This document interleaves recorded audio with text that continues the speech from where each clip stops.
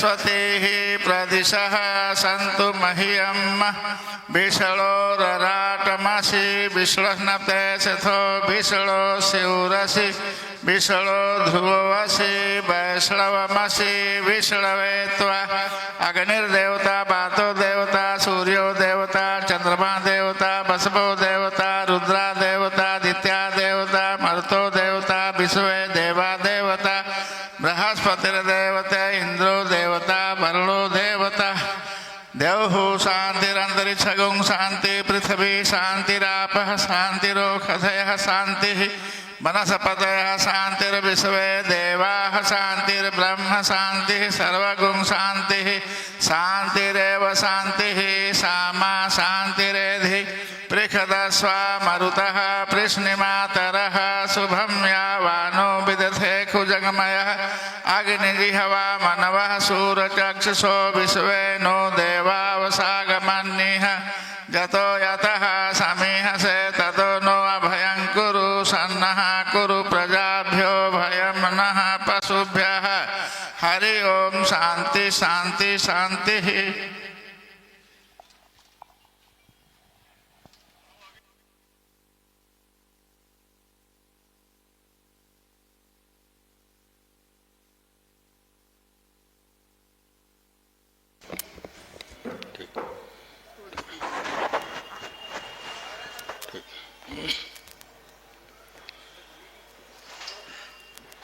श्री राम। प्रारंभ में कुछ क्षण भगवान नाम उच्चारण करेंगे। श्री राम जय राम जय जय राम।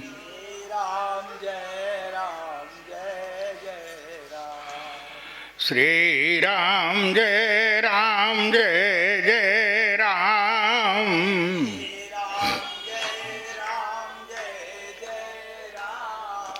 श्री राम जय राम जय जय राम।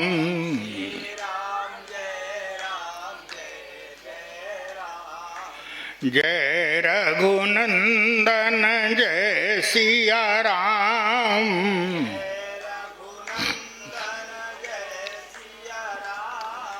जानकी वल्लभ सीताराम।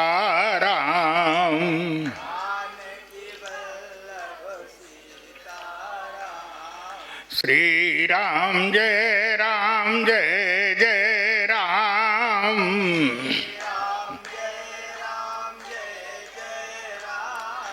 श्री राम जय राम जय जय राम।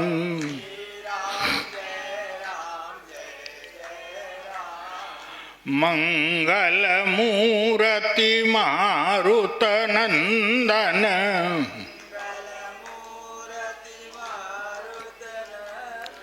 सकल मंगल मूल निकंदन।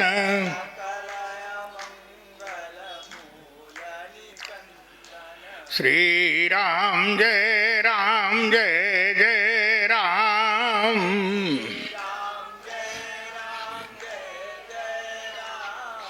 श्री राम जय राम जय जय राम।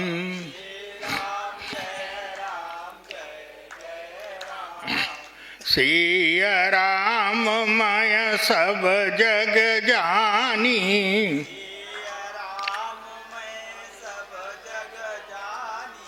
कराऊं प्रणाम जोरी जुग पानी।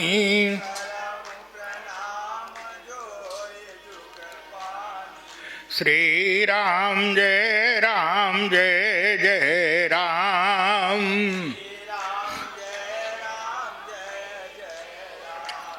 श्री राम जय राम जय जय राम। बोलिए सियावर रामचंद्र भगवान की।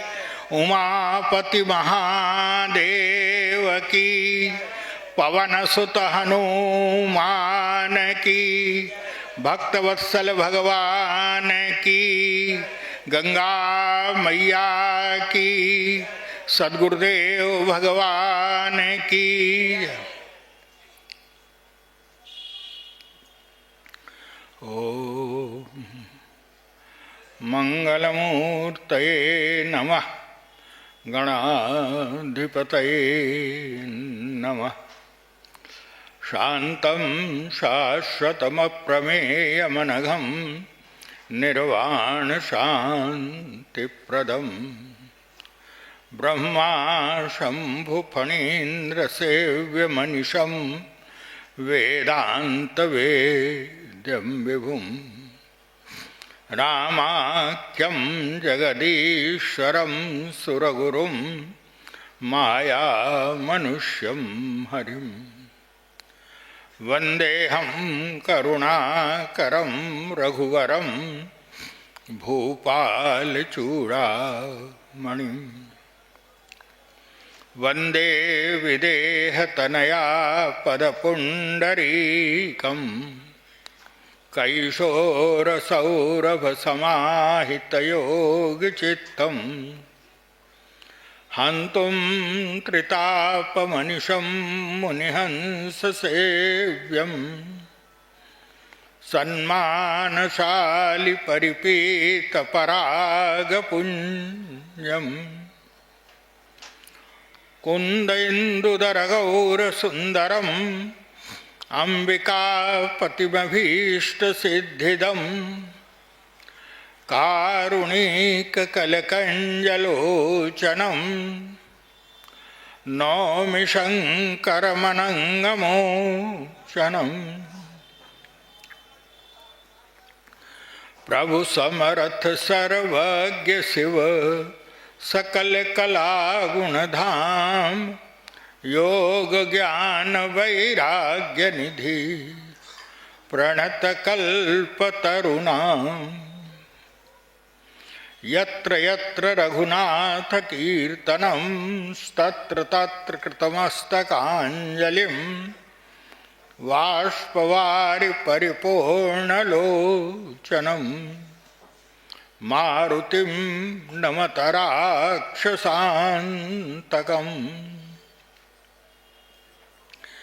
यत्पादामृतभेषजेन सततं भक्ताधिनाशो भवेत् यत्पादाहितशीतचन्द्रततिभिस्तापत्रयं नश्यति साक्षात् ज्ञानदिवाकरोऽस्ति नियतां मोहान्धकारापहा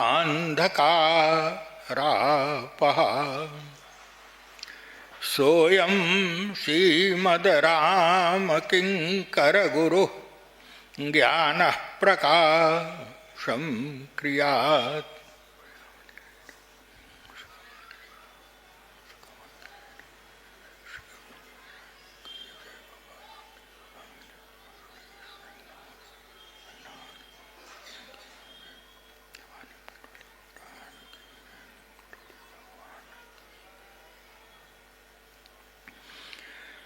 गुरुपदरज मृदुमञ्जुलयञ्जन नयनयमियदृगदोषविभञ्जन तेहि करि विमल विवेक विलोचन वर्णौ रामचरित भवमोचन। सद्गुरुदेव भगवान की।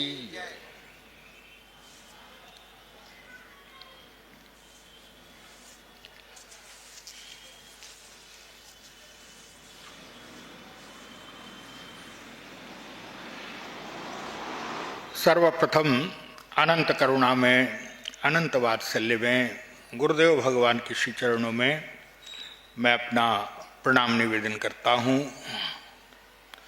भक्तवांछा कल्पतरु श्री भक्तवत्सल भगवान प्रपन्न पारिजात भगवान भोलेनाथ, पतित पावनी मातु गंगे तथा कथा रसिक श्री हनुमान जी महाराज के श्री चरणों में प्रणाम करते हुए आइए हम लोग अब पुनः मन शरीर से उस स्थान पर चलें जहां कल इस प्रवचन यात्रा को विश्राम दिया गया था। पर प्रेम और राग बढ़ाने के लिए ही तो होता है, पर प्रेम और राग बढ़ाने के लिए ही तो होता है। क्या कोई जो है ये मान के संबंध करता है कि भाई आपस में दुश्मनी करेंगे? वो करने की जरूरत नहीं है, वो तो अपने आप से जीव का स्वभाव बना हुआ है। लेकिन हमारा उद्देश्य तो होता है परस्पर सौहार्द, परस्पर प्रेम, परस्पर राग बढ़ाने। किंतु व्यवहार में दिखाई उल्टा देता है। और उल्टा क्यों दिखाई देता है, उसका सीधा सा अभिप्राय है, कल जो चर्चा चली थी, श्री किशोरी जी को, श्री सीता जी को वन में देख करके राजर्षि जनक स्वाभाविक रूप से, कोई भी पिता पुत्री को इस रूप में देख करके हृदय को अत्यंत पीड़ा होगी उसके लिए। किंतु राजर्षि जनक ने जब श्री सीता जी को इस रूप में देखा जिसकी वो कल्पना नहीं कर सकते थे, भाई जब कन्यादान किया था, जब विवाह किया था, तब कहीं ना कहीं तो व्यक्ति जो संबंध भी जो देखता है तो संबंध स्वाभाविक रूप से जो देखता है तो चारों ओर सब जो है वो पता लगाता है। तो पता क्यों लगाता है? इसका अभिप्राय है कि अपनी ओर से चेष्टा करता है कि भाई मनुष्य की जो बुद्धि है, हमारे पास जो बुद्धि है, वो जो दिखाई पड़ रहा है, बुद्धि से जो दिखाई पड़ रहा है, वो उतना तो कम से कम जो है वो देख लिया जाए। जो है एक मोटा मोटा तो एक अनुमान रहेगा कि हाँ आगे चल करके भविष्य कैसा होगा इनका। किंतु जानबूझ करके तो कोई नहीं देखाता है, जानबूझ करके तो कोई नहीं करता है। राजर्षि जनक ने जब विदा किया था, यद्यपि उसमें भी जनक जी को देखने का अधिकार नहीं था। क्यों? बोले भगवान श्री राम ने धनुष तोड़ करके विवाह किया था। भाई आपकी जो शर्त थी, आपकी शर्त पूरी की उन्होंने जो है। जनक जी से यही, जनक जी ने जब धनुष टूटा, धनुष टूटने के पश्चात जनक जी ने पूछा ब्रह्मर्षि विश्वामित्र से कि महाराज अब क्या किया जाए, अब क्या करना है? तो उस समय विश्वामित्र जी के मुख से निकला, क्या राजन, जहां तक विवाह की बात है तो उसकी जो है वो तुम्हें व्यवस्था करने की आवश्यकता नहीं है। क्यों? बोले टूटत ही धनु भयउ विवाहु, धनुष टूटते ही विवाह तो हो गया। जो शर्त तुम्हारी थी, तुम्हारी शर्त पूरी कर दी राम ने जो है। अब देखिए परस्पर समस्या कहां आती है? बोले समस्या तब आती है जब व्यक्ति अपने अहंकार के कारण, एक बार भोपाल में एक संगोष्ठी हो रही थी, तो उसमें हमारे गुरुजी भी स्वाभाविक रूप से, भाई वहां पर जो है जब वो थे तो स्वाभाविक रूप से भी विद्वानों ने उनको बुलाए जाना, तो वहां पर प्रत्येक व्यक्ति समाज में क्या समस्याएं हैं और समस्याएं कैसे पैदा होती हैं, तो उस समय प्रत्येक व्यक्ति ये बता रहा था कि समस्या ये है कि व्यक्ति के जो अधिकार हैं वो नहीं दिए जा रहे हैं। व्यक्ति के जो अधिकार हैं, मालिक जो है वो सेवकों को, नौकरों का अधिकार नहीं दे रहा है, मित्र मित्र का अधिकार नहीं दे रहा है, पिता पुत्र का अधिकार नहीं दे रहा है, सब लोगों ने ये चर्चा की कि भाई जो अधिकार जो है, किसी के अधिकार को दबाना नहीं चाहिए। सबसे अंत में हमारे गुरुजी जब बोलने के लिए आए तो हमारे गुरुजी ने कहा कि मैं इतनी देर से देख रहा हूं कि सब लोग दुहाई दे रहे हैं कि हमारे अधिकार नहीं दिए जा रहे हैं, लेकिन एक व्यक्ति ने भी ये नहीं कहा। क्या? बोले अपने अधिकार की मांग तो सब कर रहे हैं, हमारे क्या अधिकार है ये तो सबको मालूम है। हमारे अधिकार तो हमें मालूम है, लेकिन हमारा कर्तव्य क्या है ये किसी को नहीं मालूम है। और याद रखिए, जिस दिन आप अपना कर्तव्य पूर्ण करने लगेंगे उस दिन आपको अधिकार मांगने की जरूरत नहीं पड़ेगी। अरे लोग अपने आप से बलात् देंगे आपको आकर के, जो है प्रसन्नता से देंगे आपको आकर के। अधिकार सब जानते हैं, लेकिन ड्यूटी कोई नहीं जानता है। हमारे कर्तव्य क्या है? और जब तक जो है अपने आप अपने कर्तव्य नहीं समझेंगे, तब तक सही बात यह है कि तब तक आप अधिकारों के लिए रोते रहेंगे, अधिकार भी नहीं मिलेंगे और समाज जो है वो पतन के गर्त में चला जाएगा। जो है आप अपने कर्तव्य को समझिए, हमारा क्या कर्तव्य है, हमें जहां बैठाया गया है वहां किस कारण से बैठाया गया है, हमारा उद्देश्य क्या है। केवल आप अपने कर्तव्य को पहले सामने रखिए। कर्तव्य तो यही है क्या? जिस समय धनुष टूट गया, राजर्षि जनक ने विश्वामित्र से पूछा, विश्वामित्र जी ने कहा, राजन टूटत ही धनु भयउ विवाहु। विवाह तो हो गया और सही बात है। क्या? बोले जब शर्त पूरी कर दी तो श्री राम चाहते तो राम जो है वो विदा करा के तुरंत ले जाते। विदा भी कराने की आवश्यकता नहीं थी। क्यों? बोले जो वस्तु जो है आपकी शर्त हमने पूरी कर दी, अब तो हमारी हो गई जो है। हमें कैसे रखना है, कैसे ले जाना है, क्या करना है, ये तो हम करेंगे जो है।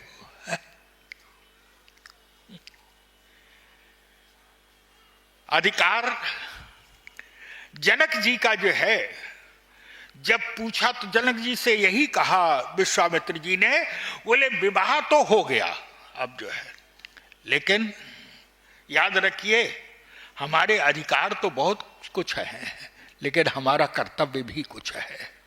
और कर्तव्य क्या है? बोले अधिकार तो हमारे हैं कि हम ले जा सकते हैं, श्री राम ले जा सकते थे, लेकिन विश्वामित्र जी ने कहा क्या?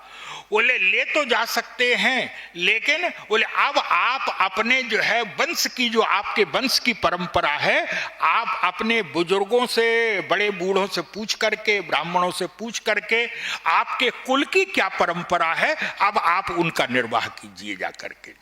बोले तदपि जाए तुम करो अब जथा वंश व्यवहार। अब आप अपने वंश व्यवहार, तो ये याद रखिए क्या? बोले जब धनुष टूट गया तो अब अगर श्री राम चाहें तो जनक जी को वंश व्यवहार करने का जो है अधिकार नहीं है। सीता तो हो चुकी है उनकी जो है, अधिकार ये है। लेकिन कर्तव्य क्या है? बोले कर्तव्य यह है कि सामने वाले को जो है वो हमारे किसी व्यवहार से सामने वाले के हृदय को पीड़ा न पहुंचने पाएगी। हम कर सकते हैं, लेकिन हमारा व्यवहार ऐसा होना चाहिए कि सामने वाले के हृदय को कष्ट न हो किसी प्रकार का जो है। विश्वामित्र का अभिप्राय था क्या? बोले राम ने जो है, राम ने कर्तव्य पूर्ण किया अपना जो है, अधिकार उनका हो गया, लेकिन बोले अब आपका जो व्यवहार है क्यों? याद रखिए केवल हमें ही नहीं है, एक व्यक्ति है एक व्यक्ति से पूरा समाज जुड़ा हुआ है। क्या अकेला नहीं है? एक बच्चा पैदा होता है परिवार में, तो याद रखिए जिस दिन बच्चा पैदा होता है उसी दिन परिवार के जितने सगे संबंधी हैं उन सबके हृदय में, सबके मन में एक लालसा, एक इच्छा, एक प्रसन्नता जो है वो जग जाती है। क्या हमारे यहां जो परंपरा है, बहन बेटियां हैं, मायके में बच्चा हुआ, बच्चा होते ही भतीजा भतीजी होते ही जो है वो आगे की योजना बना लेंगे। वो जो है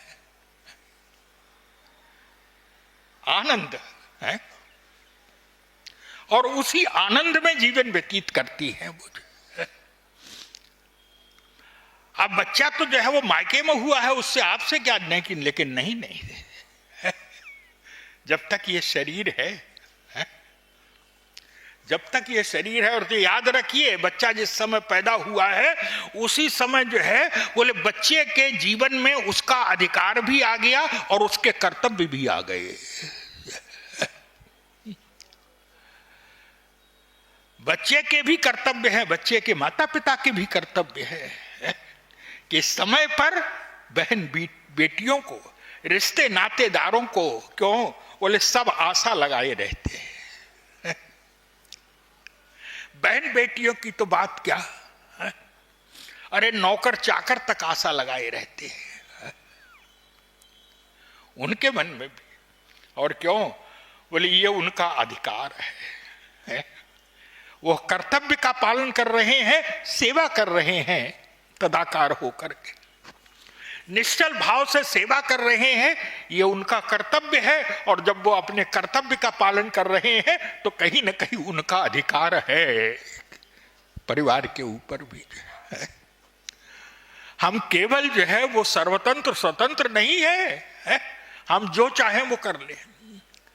ब्रह्मर्षि विश्वामित्र का अभिप्राय था कि महाराज विवाह तो हो गया सीता का, लेकिन याद रखिए क्या बोले जिस दिन से जो है वो पुत्री ने आपके यहां जन्म लिया उसी दिन से जो है वो सगे संबंधी, रिश्ते नातेदार, नौकर चाकर तक आशाएं लगाए बैठे हुए थे। उन सब के जो है वो भावना का ध्यान रखना चाहिए।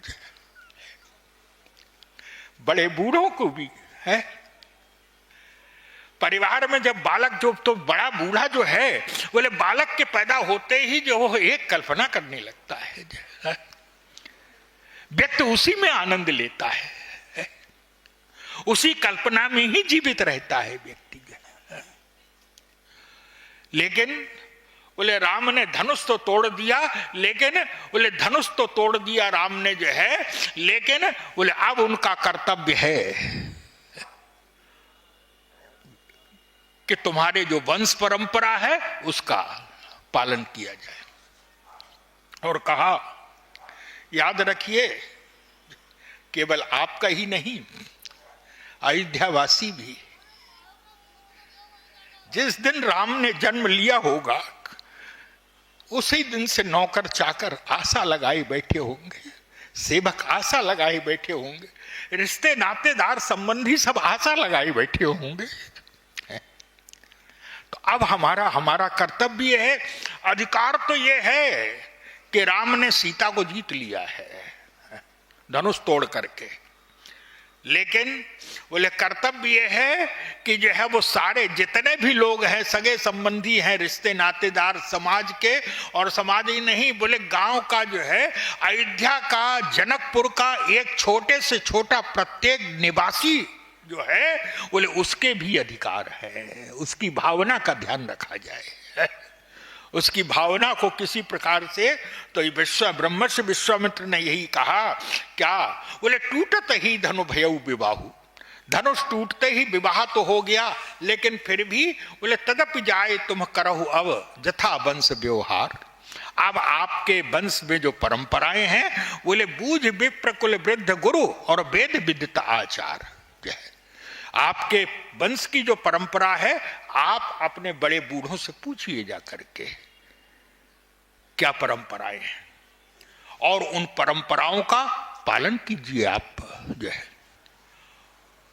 विश्वामित्र जी ने यही कहा, भाई देखिए सही तो तब होता है, एक तो ये भी कह सकते थे कि भाई जब धनुष तोड़ करके जो है वो, यही शर्त थी कि जो धनुष को तोड़ेगा उसके साथ विवाह करेंगे, और उसके साथ एक शब्द और जोड़ा गया था, क्या? बोले जो व्यक्ति धनुष को तोड़ेगा, बोले उसको सीता जो है बोले बिना विचारे उसके साथ विवाह कर दिया जाएगा। विचार करने का भी कोई अधिकार नहीं है, याद रखिए।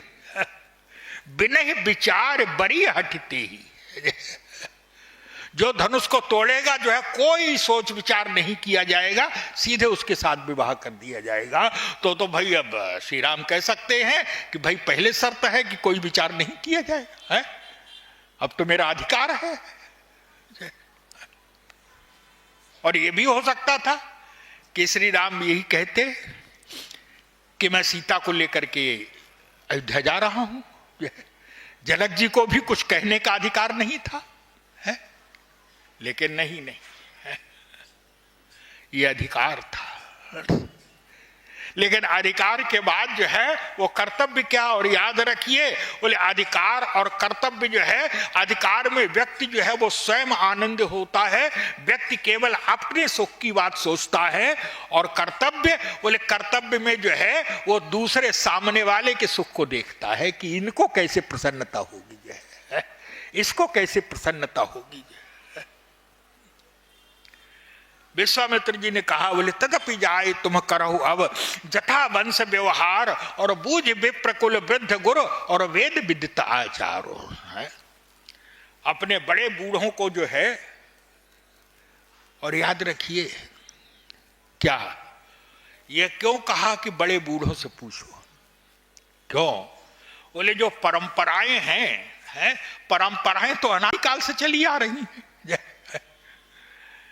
अब आपको हो सकता है कि बहुत सी परंपराएं नहीं मालूम हो, स्वाभाविक रूप से भाई जिस समय जो कार्य हो रहा होता है उस समय जो है वो पुरानी परंपरा क्या चली आ रही है, क्या पुरानी परंपरा है, ये तो जो पुराने लोग होते हैं वो लोग देख चुके होते हैं क्या क्या परंपराएं। अब नए व्यक्ति को तो नहीं मालूम है कि भाई जो है वो पुरानी परंपरा क्या है। इसलिए वृद्ध से पूछा, जो अपने परिवार के जो वृद्ध हैं, और इसका सीधा सा अभिप्राय है क्या? बोले आजकल समस्या है, बोले आजकल जो है वो नौजवान अपने को बड़ा मानता है? और नौजवान कहते हैं क्या आप पुरानी बातें लिए फिर रहे हैं? पुरानी बातें, अरे आजकल तो जो है, हमारे गुरुजी थोड़ा व्यंग किया करते थे, हमारे गुरुजी थोड़ा व्यंग किया करते थे, और वो कहते थे कि भाई पुराने लोग जो हैं वो तो बैलगाड़ी युग के हैं। यहां में आप लोगों में से देखा होगा, मैंने तो बचपन में बहुत देखा है बैलगाड़ी में जो है बैलगाड़ी युग के। और आज बोले आजकल हवाई जहाज चल रहा है, नौजवान जो है वो हवाई जहाज के। लेकिन याद रखिए क्या, बोले हवाई जहाज के युग में भी जो है बैलगाड़ी को नकारा नहीं जा सकता है? आज भी कुछ ऐसे स्थान हो सकते हैं ठेठ वज्र देहात है। अब आप कह दीजिए कि जो है वो तुम हवाई जहाज से चले जाओ, लेकिन जाना है उसको ठेठ देहात में जहां साइकिल भी नहीं जा पा रही है। तो इसलिए सामने वाले की परिस्थिति भी तो देखी जाएगी ना।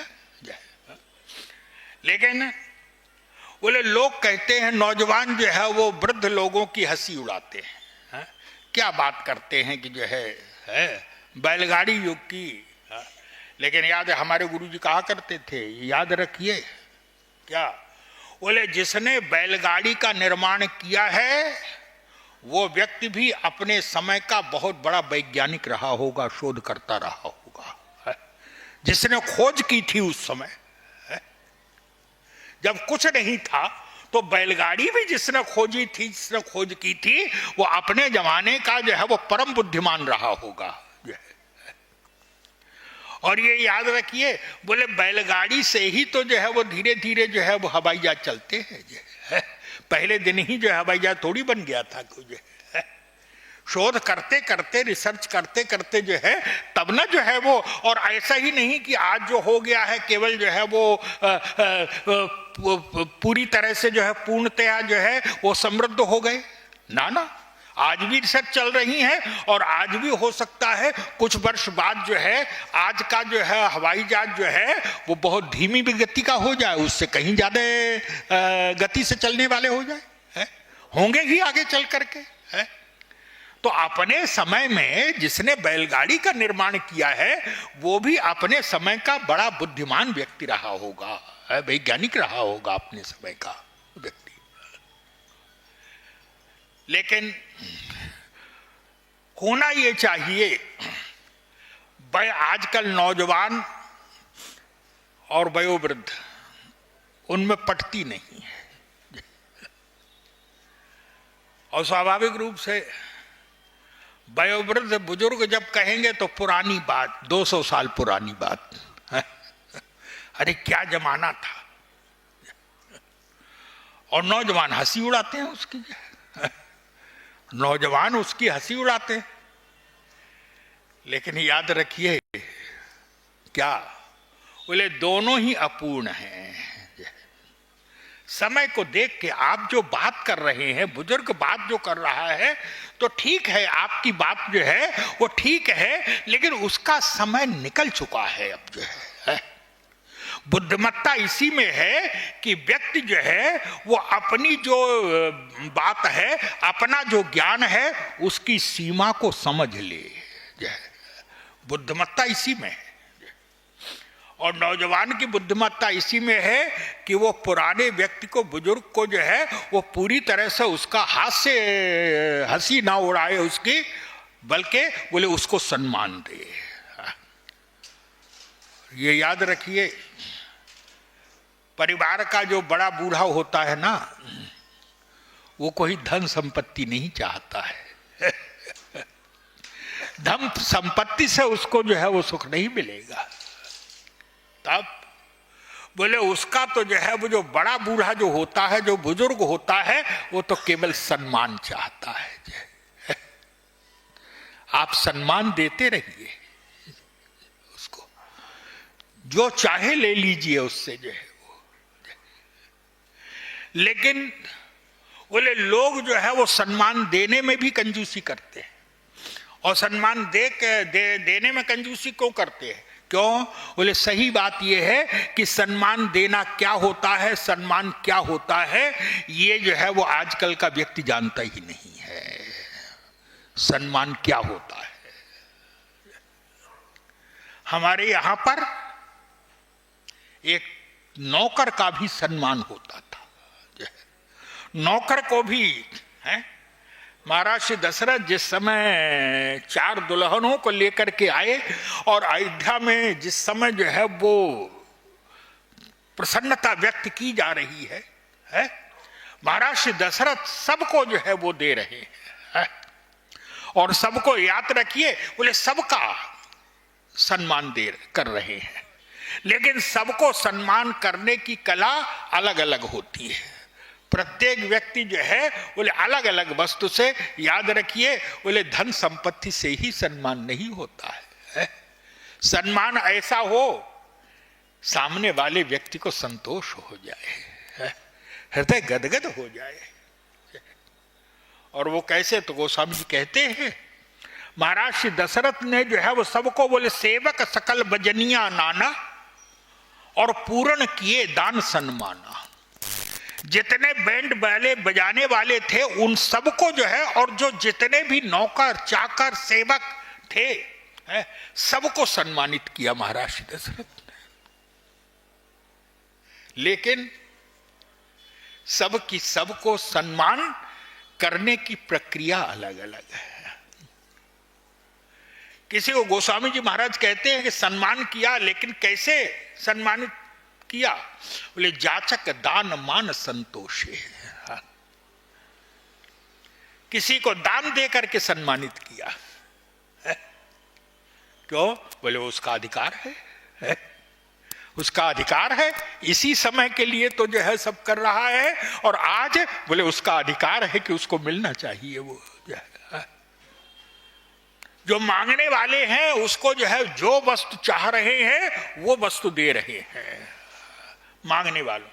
जाचक दान मान संतोष है, किसी को वस्तु के द्वारा संतोष दे रहे हैं, किसी को दान के द्वारा संतोष दे रहे हैं, और किसी को बोले सम्मान के द्वारा हाथ पैर जोड़ करके जो है उनकी प्रशंसा करके, अरे ये सब आपके आशीर्वाद से हुआ। याद रखिए, वस्तु की आवश्यकता नहीं है, कुछ संबंध ऐसे होते हैं आपके आशीर्वाद से। बड़ा बुजुर्ग केवल उतना ही चाहता है, बोले जातक दान मान सेवक सकल भजनिया नाना, पूर्ण किए दान सन्माना, जाचक दान मान संतोषे। सबको संतुष्ट किया, और सबको संतुष्ट क्यों किया? बोले आज इनका अधिकार है, इनका अधिकार है। इतने वर्षों से जो है आशा लगाए हुए, तो आज इनका अधिकार है, और हमारा कर्तव्य है कि इन्होंने जीवन भर में हमसे सेवा की, लेकिन कभी हमसे कुछ नहीं चाहा। जीवन भर केवल जो है संपूर्ण जीवन हमारी सेवा में लगा दिया, केवल देने में लगा दिया। आज इनका दिन है कि इनको जो है वो हमें देना चाहिए, ये हमारा कर्तव्य है। इसलिए व्यक्ति को हमेशा बोले जाचक दान मान संतोषे, सेवक सकल भजनिया नाना, और पूर्ण किए दान सन्मान। सबको जो है वो दे रहे हैं। महाराज श्री दशरथ ने जो है जनक जी ने जब कहा तो विश्वामित्र जी ने यही कहा, अब आप अपने बड़े बूढ़ों से पूछिए कि क्या परंपरा है और क्या नियम है, उसके अनुसार आप अपना काम करिए।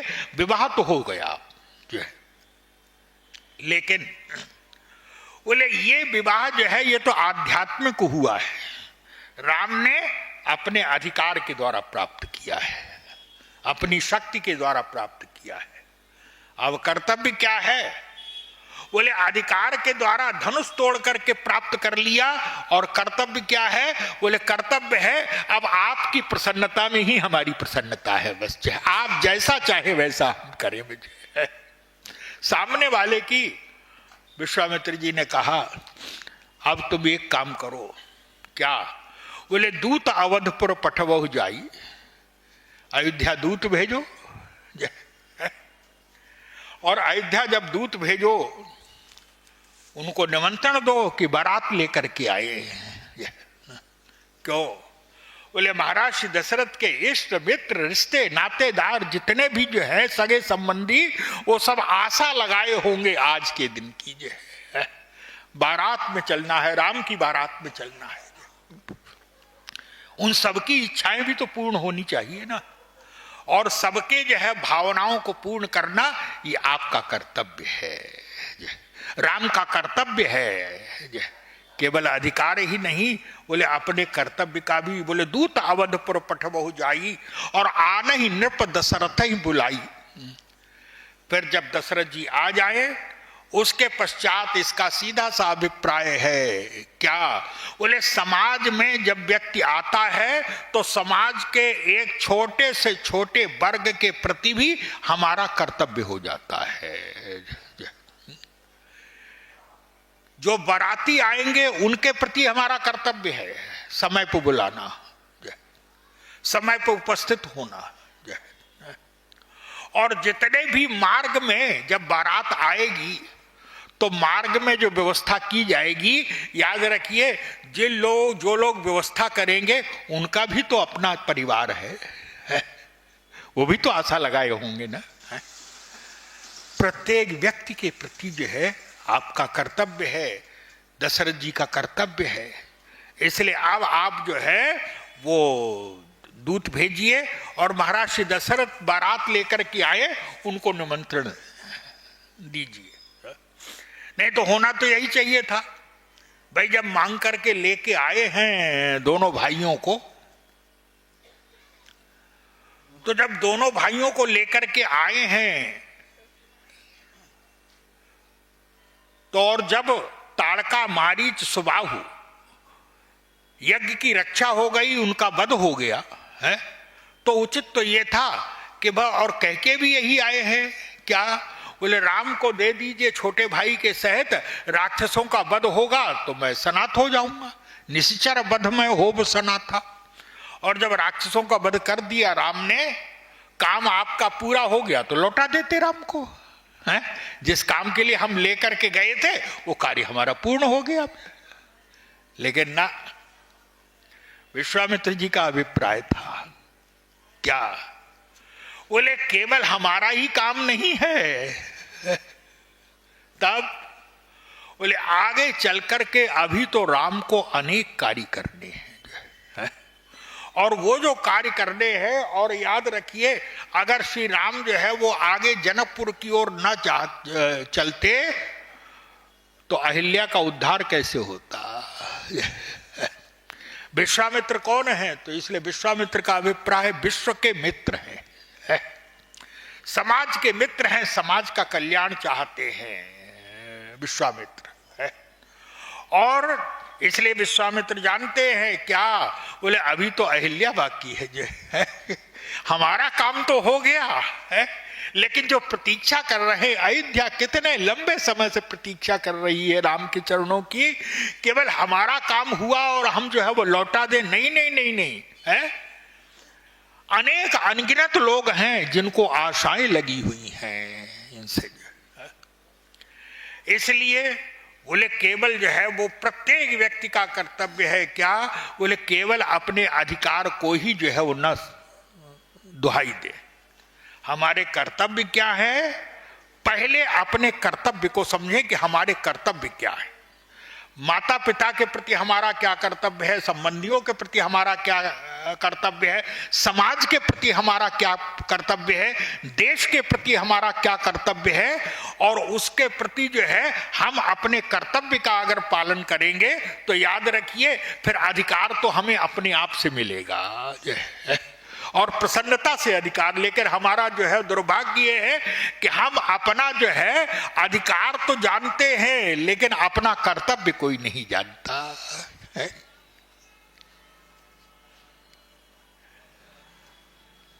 माता पिता के है, मैंने कई देखा है, अपनी आंख से देखा है इसलिए कह रहा हूं जो है। एक आध परिवार को मैंने देखा श्रावण में भगवान शंकर का, ये तो आप लोग सब जानते ही हैं, और जानते ही नहीं है, मुझे तो विश्वास है कि आप लोग जो है जानते ही नहीं है भगवान शंकर की श्रावण में किस तरह से पूजा वो आप लोग करते हैं अपने जीवन में जो है, उसके महत्व को सब जानते हैं। एक आध परिवार मैंने ऐसे देखा कि 40 दिन तक शंकर जी का नित्य अभिषेक और नित्य पूजन करना, लेकिन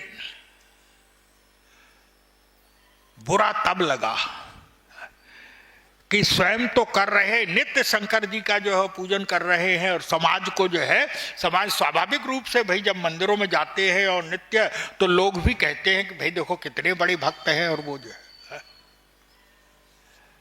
लेकिन समस्या तो तब मैंने अपनी आंख से देखा क्या, बोले 40 दिन लगातार अनुष्ठान के रूप में शंकर जी का पूजन कर रहे हैं, अभिषेक कर रहे हैं, लेकिन 40 दिन में 4 मिनट भी माता पिता के पास नहीं गए, घर में रहते हुए। क्या शंकर जी प्रसन्न हो जाएंगे इससे क्या है? अरे वास्तविक माता पिता जो है, वास्तविक शंकर तो माता पिता हैं आपके लिए, है? जो संसार में लाए हैं आपको जो है,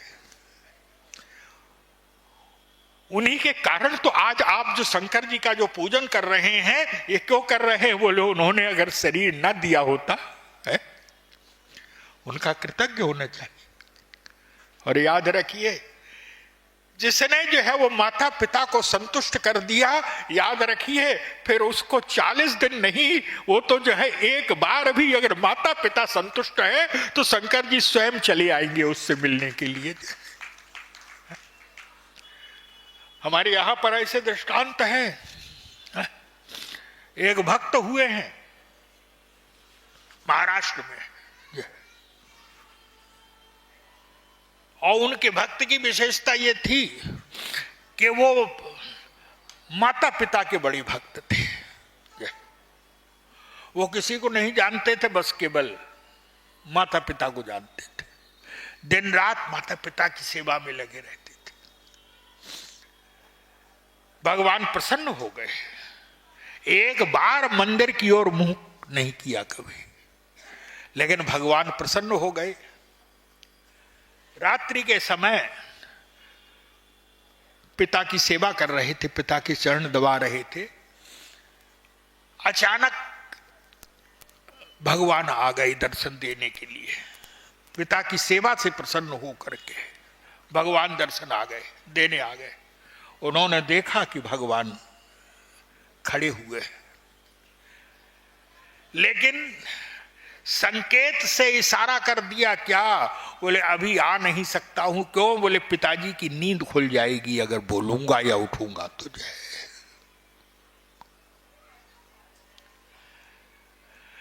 भगवान का सम्मान करने के लिए वहां जिस ईंट पर बैठे हुए थे स्वयं, बोले वो ईंट ही जो है भगवान की ओर बढ़ा दी कि आप इस पर खड़े हो जाइए, यही सम्मान है। और कहा जाता है कि भगवान उसी ईंट पर जो है और दोनों हाथ इस तरह से करके आज भी भगवान उस मंदिर में उसी रूप में खड़े हुए हैं। पहले पिता की सेवा कर लो। याद रखिए, अगर माता पिता से बढ़कर के है, भगवान श्री राम के इसलिए बाल्यावस्था में ही तुलसीदास जी कहते हैं कि जब छोटे छोटे हैं चारों भाई जो है, वो लोग उसी समय जो है बाल्यावस्था में ही बोले प्रातः काल उठ के रघुनाथा और मात पिता गुरु ना वही माथा। छोटे हैं, बाल्यावस्था में ही जो है वो माता पिता और गुरु के चरणों में प्रणाम करते हैं जाकर के है? और याद रखिए, ये कार्य करने के लिए आपको सिखाना नहीं पड़ेगा। बच्चा अपने आप सीख जाएगा। क्यों? आपको जो है वो हाथ पकड़ के सिखाना नहीं है बच्चे को।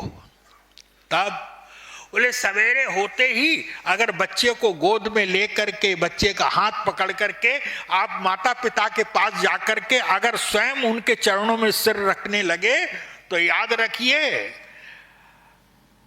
10 दिन के बाद जो है अगर एक दिन आप जो है वो भूल गए किसी कार्यवश जो है, तो बच्चा खुद आपकी उंगली पकड़ करके ले जाएगा वहां तक जो है। ये करना आपको है, आपका ये कर्तव्य है, याद रखिए।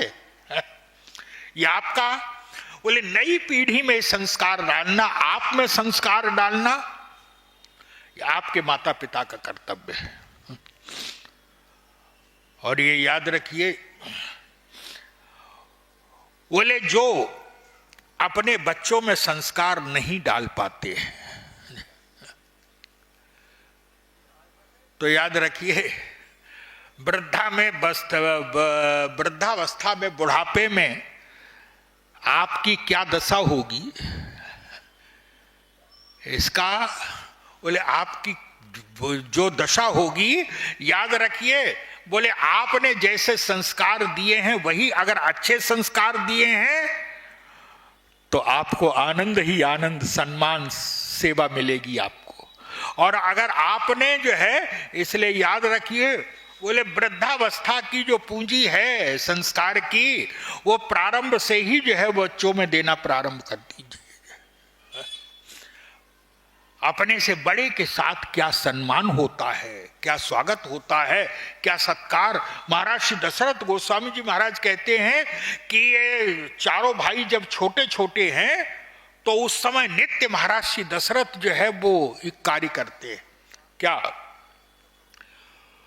बोले गुरु वशिष्ठ को बुला करके नित्य कथा चलती है, वेद पुराण वशिष्ठ बखाने, नित्य जो है वो कथा होती है और उस कथा में ये चारों भाई बैठते हैं।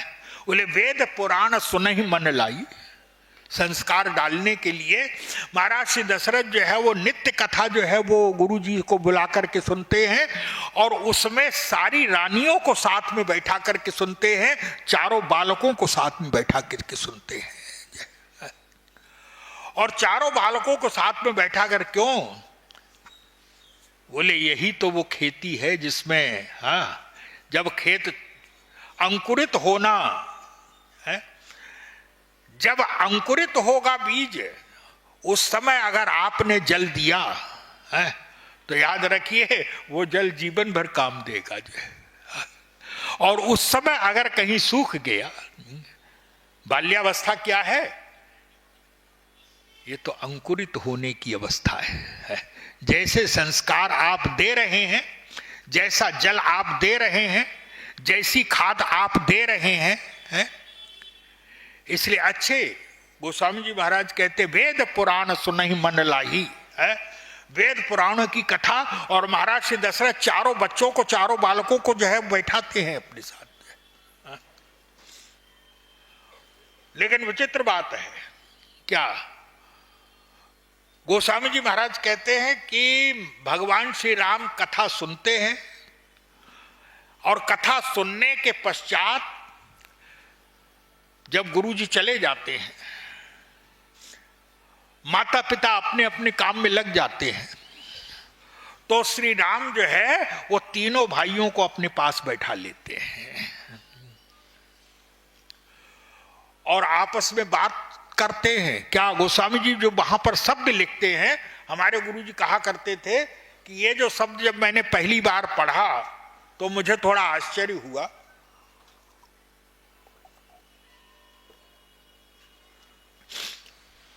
वेद पुराण सुनहि मन लाई और आप कहें अनुजन समुझाई। वेद पुराणों की कथाओं को सुनने के पश्चात जब गुरुजी चले जाते हैं, जब माता पिता अपने काम में लग जाते हैं, तो तीनों भाइयों को बैठा लेते हैं, फिर चर्चा करते हैं। क्या बोले जो कथा गुरुजी ने कही है उसको जो है वो भाइयों को समझाते हैं। तो हमारे गुरुजी कहा करते थे जब मैंने पहली बार पढ़ा कि श्री राम तीनों भाइयों को समझाते हैं तो मन में एक बार आया, क्या ये तीनों भाई क्या इतने कम बुद्धिमान हैं कि समझाना पड़ता था? अब वो आजकल की तरह तो नहीं, यही की बात है, संजोग की। बहुत वर्ष पहले, 50-55 वर्ष पहले पुरानी बात है कि यहां पर कोई प्रवचन कथा हो रही थी, तो दो माताएं आपस में बात कर रही थी कथा के बीच में। तो हमारे गुरुजी के एक जो बहुत ही अधिक जो है स्नेही थे निगम जी, वो थे और उनकी बेटी भी आती थी नित्य कथा सुनने के लिए। तो अच्छा, उन दोनों महिलाओं की बात से उसको, वो जो बेटी थी उनको, उसको थोड़ा परेशानी हो रही थी। तो वो निगम जी की बेटी ने उनसे कहा कि आप लोग जो है बहुत चुप रहिए, यहां पर कथा में बाधा पड़ रही है, जो है आप लोग चुप रहिए। लेकिन उन महिलाओं ने जो उत्तर दिया, क्या गजब! आप लोग मत दीजिएगा उत्तर। जब उसने कहा कि आप लोग चुप रहिए कि जो है वो कथा सुनने में बाधा पड़ रही है, तो दोनों महिलाओं ने आपस में कहा, दोनों महिलाओं ने कहा, अरे इस लड़की के देखो, ये कथा सुनने आई है कि हमारी बात सुनने आई है यहां पर?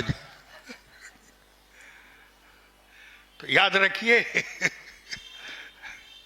ऐसे भी जो है वो श्रोता होते हैं, पूरी देर कथा में बैठेंगे, लेकिन बोले कथा में क्या कहा गया उसको यहीं झाड़ के चलते हैं, कथा घर में न पहुंच जाए। तो हमारे गुरुजी कहते थे कि जब मैंने पहली बार पढ़ा कि आप कहें अनुजन समुझाई और वेद पुराण पर सुनहि मन लाई, जो है, तो आश्चर्य हुआ, लेकिन फिर उस पर विचार किया, क्योंकि उनका जो चिंतन जो था वो तो एक अलौकिक होता था। याद रखिए, कथा सुनते हैं और कथा सुनने के पश्चात जो है, जो कथा कही गई है उस कथा का अर्थ क्या है। और ये याद रखिए, क्या बोले, प्रत्येक कथा का जो है प्रत्येक व्यक्ति के लिए अलग अलग अर्थ होगा, एक अर्थ नहीं होगा। जैसी मनस्थिति है, जैसी मनोभूमि है, अर्थ वही होगा। कथा भले ही एक हो, सीधा सा अभिप्राय है कि भाई जैसे बिजली है, सामने जो है ये बिजली चमक रही है, अब ये किस कलर की है, किस रंग की है, तो याद रखिए, बोले एक तो इसका अपना रंग है, लेकिन बोले आपको वही रंग दिखाई पड़ेगा जिस रंग का चश्मा आप लगाए हुए हैं। उसका तो अपना रंग है? लेकिन बोले जो व्यक्ति जैसा चश्मा, अगर हरा चश्मा लगा लेंगे तो भले ही नीली होगी लेकिन उसको हरी ही दिखाई पड़ेगी, अगर लाल चश्मा लगा लेंगे तो उसको जो है वो लाल ही दिखाई पड़ेगी, भले ही किसी रंग की हो जो है वो है। ऐसे ही याद रखिए, बोले हमारी बुद्धि में जो है वो चश्मा कैसा लगा हुआ है, हम कहां बैठे हुए हैं, वैसे ही दिखाई पड़ेगा। सीधा सा अभिप्राय है कि भाई जैसे सामने ये जो स्टैंड दिखाई दे रहा है, अब ये पूछा जाए कि ये किस दिशा में है, तो याद रखिए एक उत्तर नहीं है। क्यों? बोले कौन व्यक्ति कहां बैठा हुआ है। जो पश्चिम में बैठा है उसके लिए पूरब है, जो पूरब में बैठा है उसके लिए पश्चिम है, जो उत्तर में बैठा है उसके लिए दक्षिण है, जो दक्षिण दिशा में बैठा है उसके लिए उत्तर में है। ये जो है सबके लिए अलग अलग होगा। तो याद रखिए, बोले कथा तो एक है, लेकिन एक ही कथा प्रत्येक व्यक्ति के लिए जो जिस मनस्थिति का है, बोले उसके लिए उसका अलग अर्थ होगा, एक अर्थ नहीं कह सकते। और सीधा सा अभिप्राय है, जैसे मान लीजिए एक दिन गुरु वशिष्ठ ने कथा सुनाई, क्या, कद्रू और विनता की। तो हमारे पुराणों में ये कथा है कि कद्रू और विनता ये महर्षि कश्यप की दो पत्नियां हैं। कद्रू और विनता, और कद्रू से सर्पों का जन्म हुआ है और विनता से गरुड़ का जन्म हुआ है। विनता गरुड़ की माता है और कद्रू सर्पों की माता है। अच्छा, आपस में सौतिया भाव है तो स्वाभाविक रूप से विरोध तो रहता ही है जो है। एक दिन जो है शर्त लगी, और शर्त ये हुई, कद्रू ने कहा कि ये बताओ विनता से कि सूर्य के घोड़ों का रंग कैसा है, सूर्य के घोड़ों की पूंछ का रंग कैसा है। तो विनता ने कहा कि सफेद है। सही बात है, सफेद रंग है? तो सफेद ही कहा उन्होंने। लेकिन कद्रू ने कहा कि नहीं नहीं, काला है। यद्यपि कद्रू जानती है कि सफेद रंग है, लेकिन याद रखिए क्या, बोले हमारे मन में जब सामने वाले के प्रति जो है वो नीचा दिखाने की वृत्ति होती है, तो याद रखिए फिर व्यक्ति सत्य असत्य निष्ठा जो है कुछ नहीं, केवल इसको नीचा दिखाना है जो है। कद्रू जानती है कि इसने सही कहा है, रंग तो सफेद है, लेकिन कद्रू ने कहा कि काला है। शर्त लग गई। और शर्त क्या? शर्त यह लगी कि जो हार जाएगा वो जीतने वाले की जीवन भर दासी बन के सेवा करेगा। कद्रू को पता था कि रंग तो जो है सफेद ही है, इसने सही कहा है, मैं हार जाऊंगी। लेकिन ये हुआ कि दूसरे दिन जो है वो हम सूर्य के पास जाकर के और देखेंगे कि पूंछ का रंग कैसा है। रात्रि को अपने पुत्र जो काले रंग के सर्प थे उनको कद्रू ने कहा कि जो है वो तुम लोग सूर्य के घोड़ों की पूंछ में लिपट जाओ जाके, जिससे उसे काला दिखाई पड़े, और एक ही बार तो देखना है, फिर तो मैं जीत जाऊंगी। वो जो काले रंग के जो सर्प थे उन्होंने वही किया कि सूर्य के घोड़ों की पूंछ में लिपट गए जाकर के, और दूसरे दिन जब पास से देखा जाकर के तो बिनता हार गई। अब सेवा करने लगी दासी बन करके बिनता, लेकिन उसके बाद कहा जाता है कि समय आने पर फिर बिनता के गर्भ से गरुड़ का जन्म हुआ। गरुड़ साक्षात ज्ञान के स्वरूप हैं। गरुड़ महाज्ञानी गुण राशि हरि सेवक अति निकट निवासी हैं। गरुड़ का जन्म हुआ जो है, जिनको जो भगवान की सेवा में निरंतर रहते हैं, गरुड़ के ऊपर ही जो है, गरुड़ तो साक्षात भगवान नारायण के वाहन बन गए जो है। गरुड़ का जन्म हुआ, और जिस समय गरुड़ ने देखा कि मेरी माता को कष्ट दिया जा रहा है, तो उस समय गरुड़ ने कहा सर्पों से कि मेरी माता को ये जो दासत्व है इससे मुक्त किया जा सकता है क्या? तुम लोग मुक्त कर सकते हो क्या? सर्पों ने कहा कि हाँ, कर तो सकते हैं, लेकिन तुम्हें जो है वो अमृत कुंड हमें लाके देना होगा। गरुड़ ने कहा ठीक है। अमृत कुंड कहाँ है? बोले स्वर्ग में है। गरुड़ गए और गरुड़ ने जाकर के जो है वो स्वर्ग पर आक्रमण किया। स्वर्ग पर आक्रमण करके गरुड़ जब अमृत कुंड लेके चलने लगे, कि गरुड़ की जो शक्ति है, देवता लोग भी घबरा गए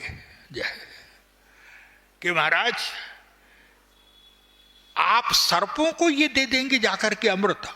एक तो सर्प वैसे ही संसार के लिए समस्या बने हुए हैं, और अगर अमृत पी करके कहीं अमर हो गए तो फिर त्राही त्राही मच जाएगी संसार में।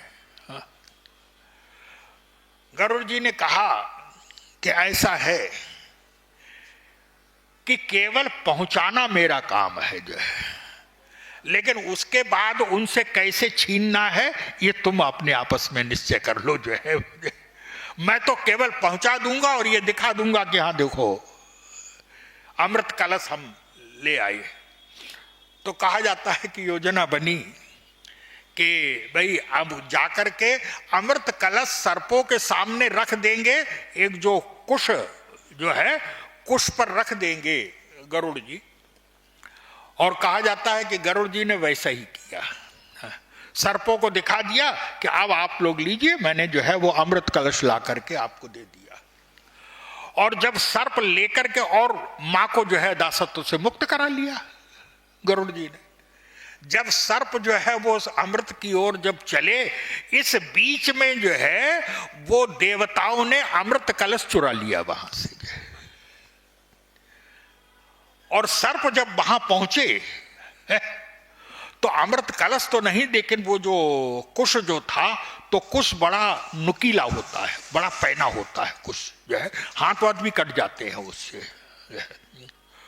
तो कहा जाता है कि जो है वहां पर अमृत कलश तो नहीं दिखाई पड़ा, लेकिन ये सर्प जो है अपनी जीभ से जो है वो चाट रहे हैं कि कहीं पर जो है, और जीभ से चाटने के कारण वो जो कुश है वो बड़ा नुकीला होता है।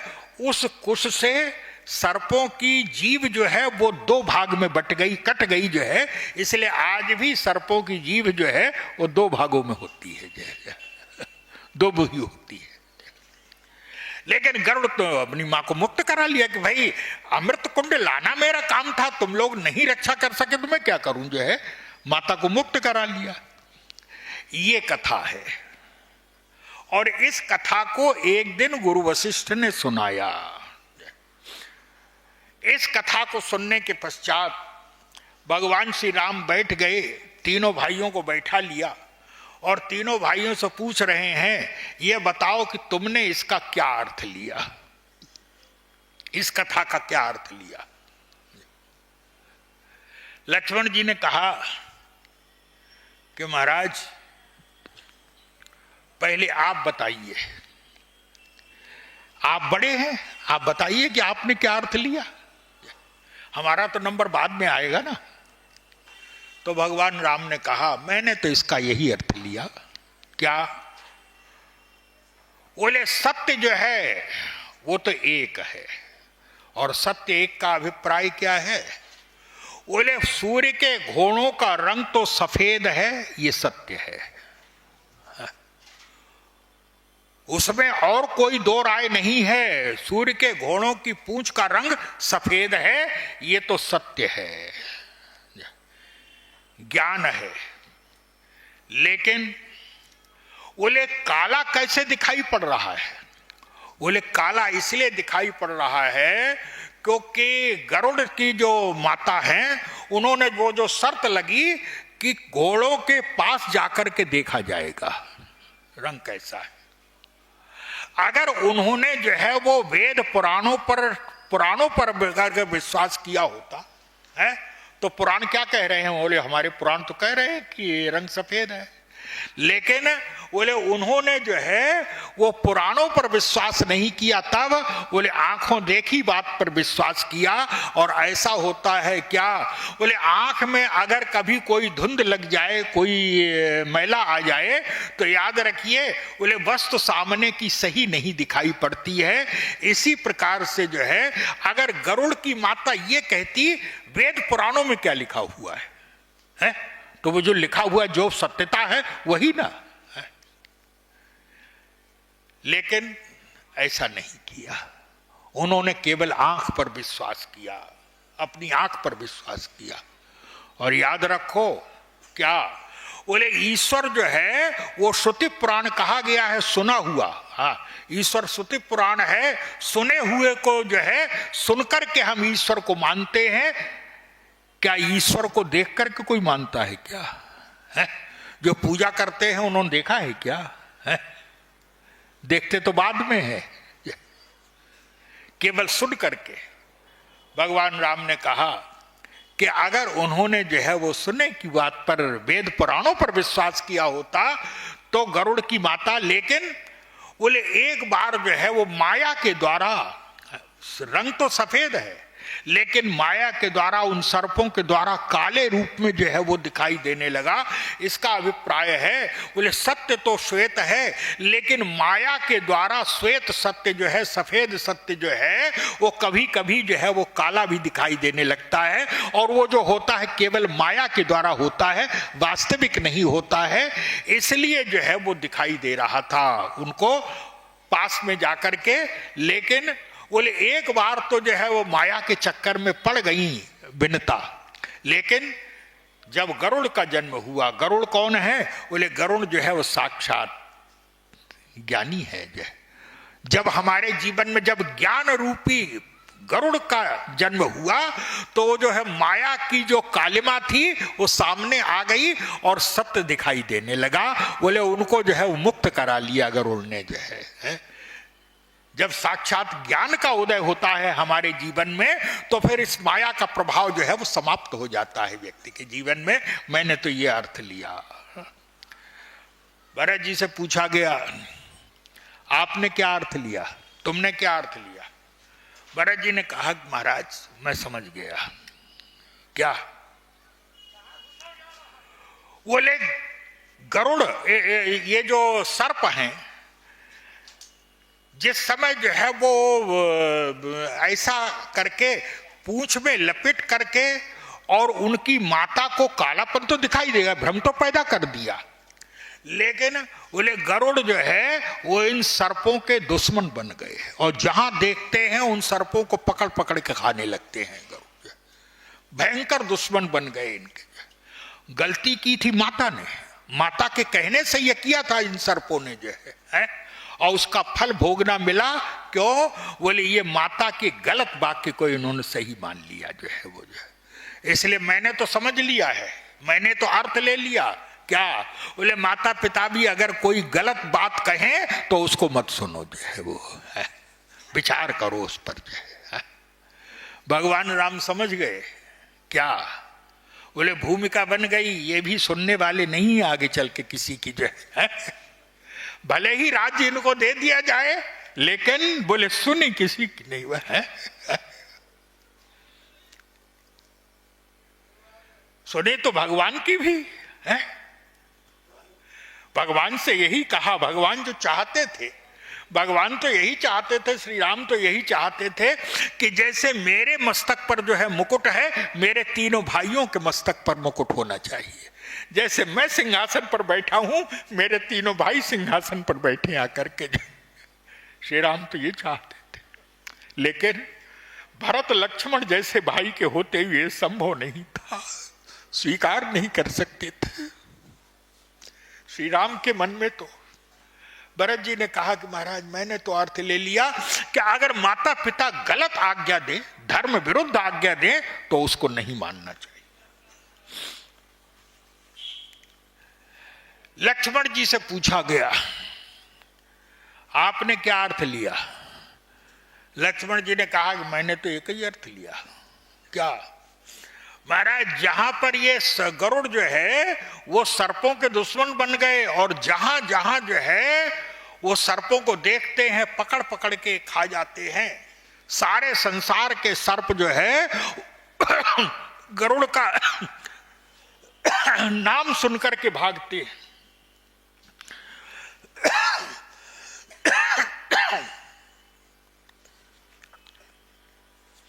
गरुड़ का नाम सुनकर के भागते हैं, लेकिन एक सर्प ऐसा है जो गरुड़ के सामने फुफकारता रहता है हमेशा, और गरुड़ उसका कुछ नहीं बिगाड़ सकते।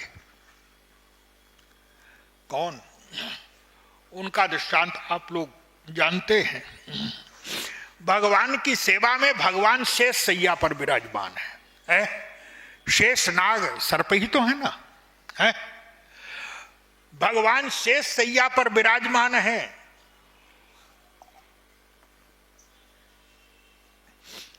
बोले शेष के ऊपर भगवान लेटे हुए हैं, और सामने कौन खड़ा हुआ है? बोले गरुड़ खड़े हुए हैं। लेकिन बोले गरुड़ के सामने फुफकारते रहते हैं शेष नाग। महाराज जिसके हृदय में जो है वो भगवान है, वो गरुड़ भी उसका कुछ नहीं बिगाड़ सकते, निश्चिंत रहते हैं। अगर ईश्वर हमारे हृदय में है तो गरुड़ हमारा कुछ नहीं बिगाड़ पाएंगे। जो है शत्रुघ्न जी से पूछा आपने क्या अर्थ, तुमने क्या अर्थ लिया? गरुड़ जी ने कहा मैंने भी ले लिया अर्थ। क्या? बोले ये सारी समस्या इसीलिए आई क्योंकि तर्क वितर्क और बहस के चक्कर में पड़ गई विनता। गरुड़ की माता जो है वो बहस के चक्कर में पड़ गई। सारी समस्या इसीलिए आई, तो मैंने भी अर्थ ले लिया। क्या?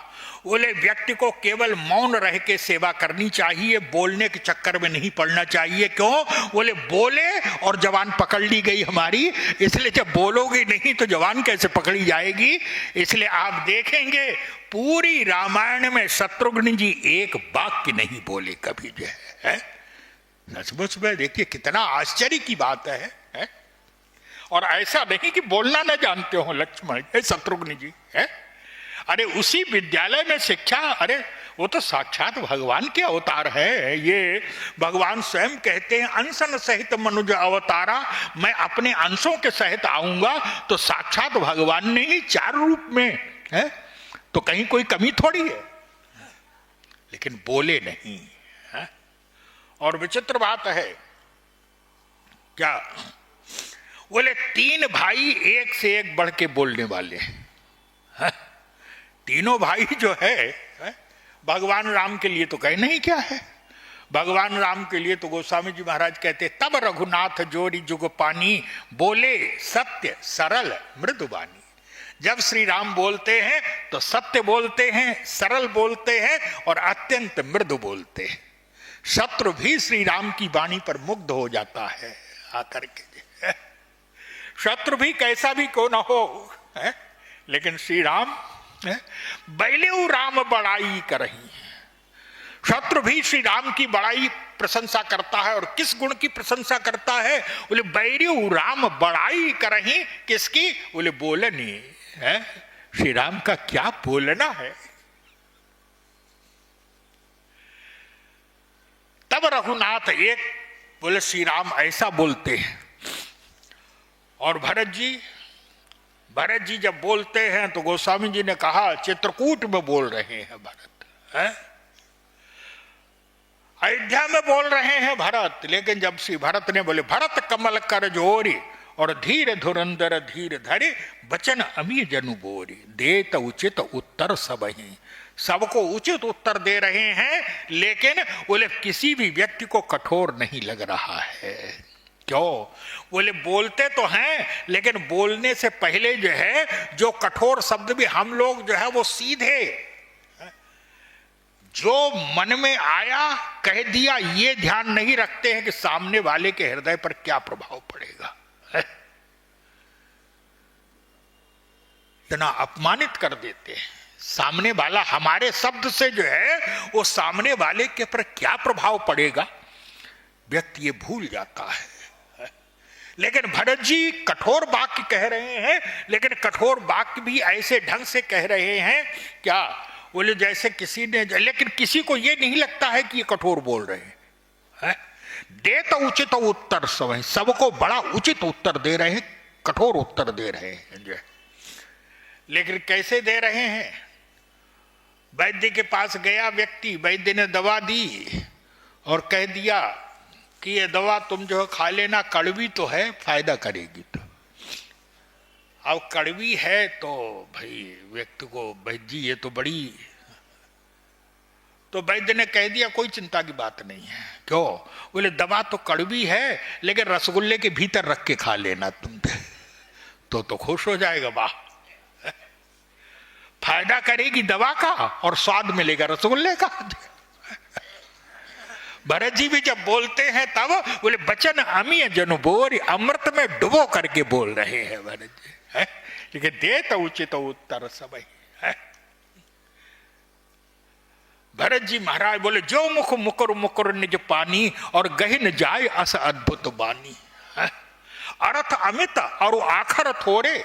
भरत जी जब बोलते हैं तो कुछ शब्द नहीं बोलते हैं, तब बोले कुछ अक्षर बोलते हैं। यही लिखा गया, शब्द नहीं बोलते हैं भरत जी, है? केवल कुछ अक्षर और उनके अर्थ बोले अर्थ अमित, अनंत अर्थ हैं उनके जो है। और भाषा बोले अर्थ अमित और आखर थोड़े, अक्षर कुछ थोड़े से अक्षर बोलते हैं बोले सुगम अगम मृद मंजु कठोरे। ये भरत जी की वाणी है। और लक्ष्मण जी की वाणी तो ऐसी है, जब बोलते हैं तो सबकी बोलती बंद हो जाती है।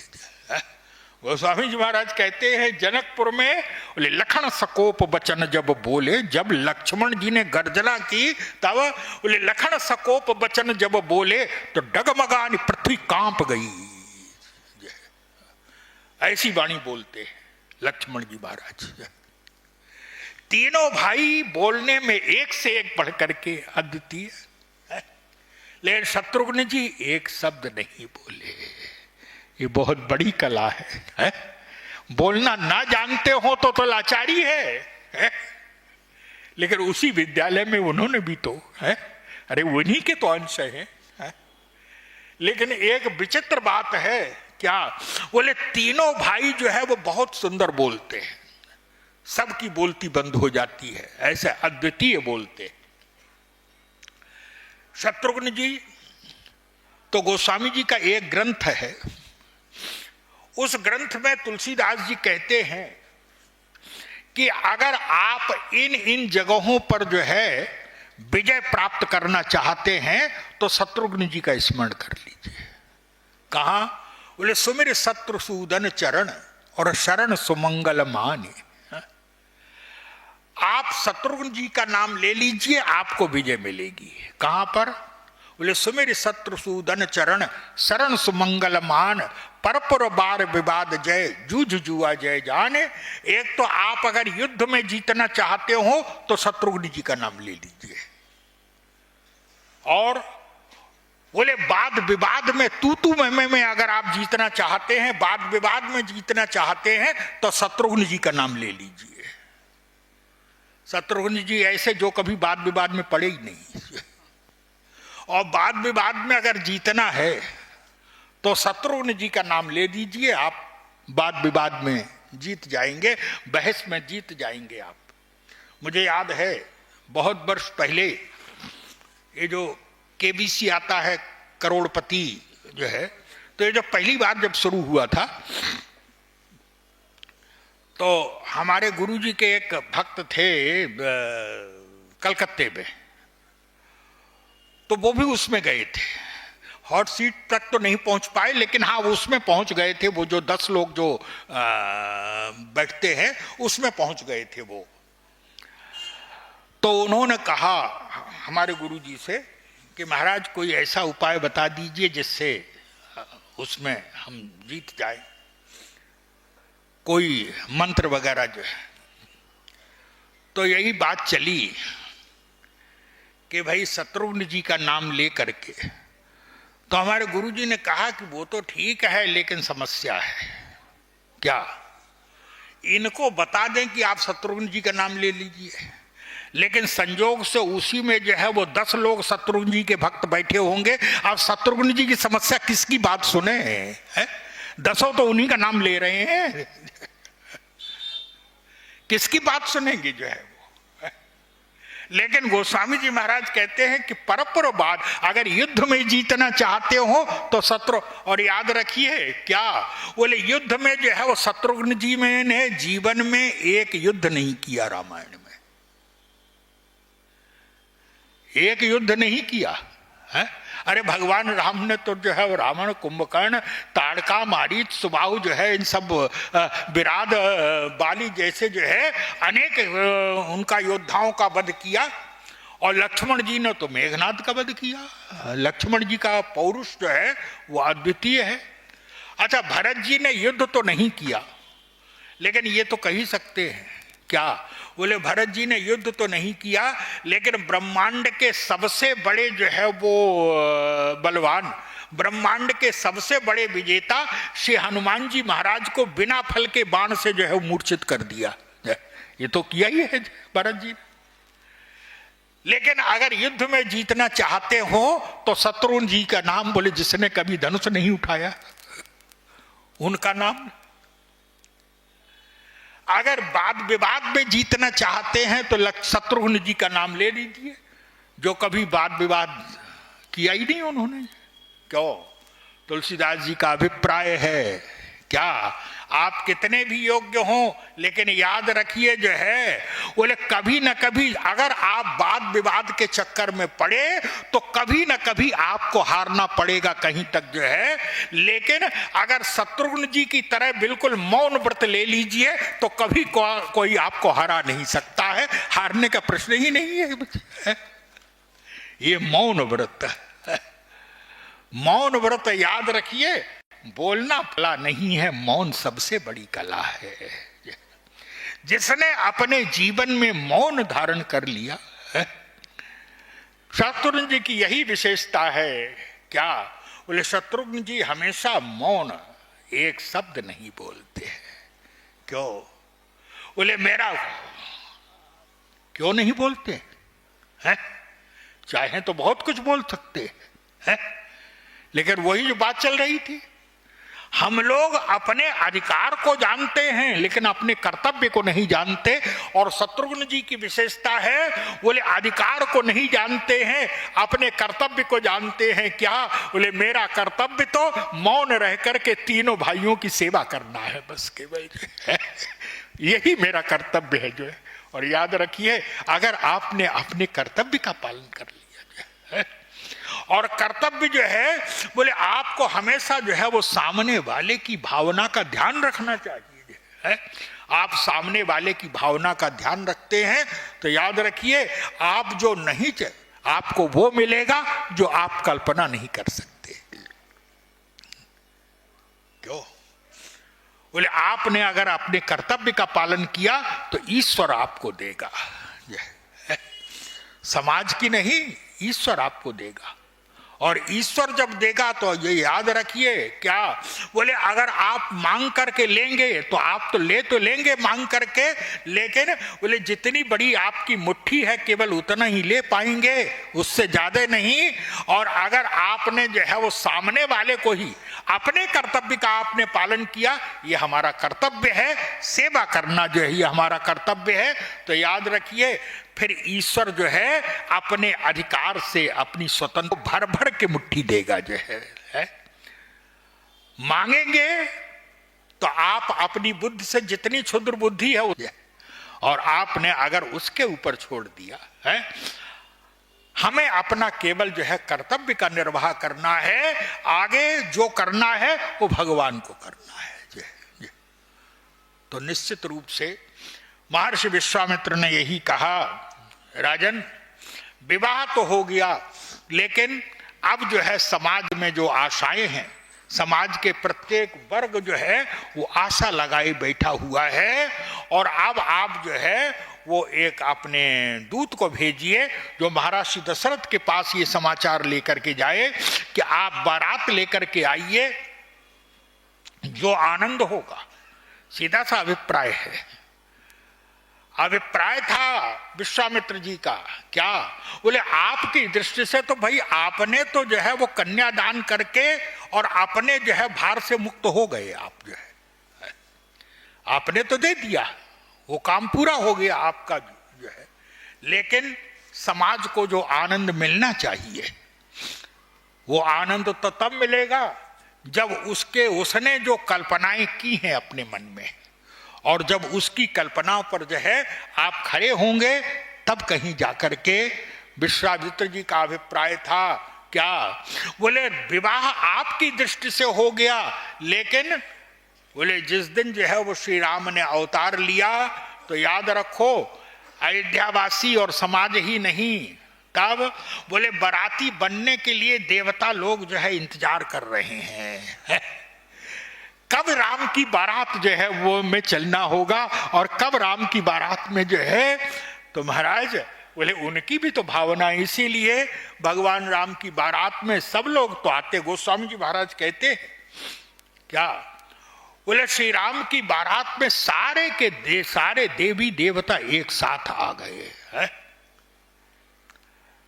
भगवान नारायण आए, और भगवान नारायण कैसे आए, बोले हरिहित सहित राम जब जो है तो रमा समेत रमापति मोहे। भगवान नारायण जो है वो लक्ष्मी जी के सहित आए, लक्ष्मी जी और नारायण मोहित हो गए श्री राम को दूल्हे के रूप में देख करके। शंकर जी जब देख रहे हैं तो गोस्वामी जी ने कहा क्या, बोले शंकर राम रूप अनुरागे और नयन पंचदश अति प्रिय लागे। शंकर जी जब देखते हैं तो शंकर जी के 5 मुख और प्रत्येक मुख में 3-3 नेत्र, 15 आंखों से देख रहे हैं, 15 नेत्रों से शंकर जी देख रहे हैं। बोले शंकर राम रूप अनुरागे नयन पंचदश अति प्रिय लागे। स्वामी का ब्रह्मा देख रहे हैं, लेकिन देखते देखते ब्रह्मा दुखी हो गए। क्यों? ब्रह्मा के 4 मुख और एक मुख में 2-2 आंखें। लेकिन गोस्वामी जी महाराज ने कहा, बोले देखे राम छवि विधि हरिशाने। ब्रह्मा प्रसन्न तो हुए लेकिन दुखी हो गए। क्यों? बोले देखी राम छवि विधि हर्षाने, लेकिन 8 नयन जानी पचिताने। मेरे तो 8 ही आंखें हैं बस केवल। सेनापति जो है देवताओं के सेनापति स्वामी कार्तिक है, इनके 12 नेत्र हैं, 6 मुख हैं और एक मुख में 2-2 आंखें हैं इनके। जो इनको प्रसन्नता है क्या? बोले सुर सेनप उर अधिक उछाहू। क्या? बोले विदिते देवल लोचन लाहू। इनको जो है प्रसन्नता है क्या? बोले कम से कम ब्रह्मा से 1.5 गुने तो हैं हम, जो है उनके तो 8 ही है, हमारे पास तो 12 है। सबसे आनंद में कौन है? सबसे आनंद में कौन है? तब गोस्वामी जी कहते हैं क्या, बोले देव सकल सुरपति ही सिहाही, इंद्र की प्रशंसा कर रहे हैं। क्यों? बोले इंद्र के जो है वो 1000 आंखें हैं। इंद्र के 1000 आंखें हैं इंद्र ने, और वो 1000 आंखें जो है आज ही बनी हैं इंद्र के। इससे पहले 1000 आंखें नहीं थी, अभी इसी समय बनी है इंद्र के। और वो कैसे? तो आप लोग जानते हैं, जिस समय गौतम ने अहिल्या को शाप दिया कि जा तू पत्थर हो जा, उसी समय इंद्र को भी शाप दिया, क्योंकि इंद्र के कारण ही तो अहिल्या को शाप दिया गया है। तो अहिल्या को शाप दिया कि जा तू पत्थर हो जा, और इंद्र को शाप दिया क्या, वो जा तेरे शरीर में 1000 छिद्र हो जाएं, निंदनीय छिद्र। याद रखिए, इंद्र क्यों दिया? सीधा सा अभिप्राय है, जब आप समाज विरोधी काम करेंगे, है समाज के विरुद्ध कार्य करेंगे, जब आप धर्म के विरुद्ध यदि आप कार्य करेंगे तो आप कितने भी महान क्यों ना हो, लेकिन याद रखिए क्या, बोले आपको निंदा का पात्र बनना पड़ेगा जो है। इसलिए 1000 छिद्र हो जाएं, ये शाप दिया। इंद्र रोने लगा, कृपा कीजिए महाराज। लेकिन यह विचित्र बात है, क्या हमारे ऋषि मुनि श्राप भी बड़ी जल्दी देते हैं और पिघल भी बड़ी जल्दी जाते हैं। थोड़ी सी स्तुति करिए बस। इंद्र ने स्तुति की, महाराज बात नहीं है। क्या? बोले 1000 छिद्र तो होंगे तेरे, लेकिन जिस दिन तू दूल्हे के रूप में श्री राम को देखेगा, दूल्हे बने हुए श्री राम का दर्शन करेगा, तो ये 1000 छिद्र 1000 आंखें बन जाएंगी तेरी। जो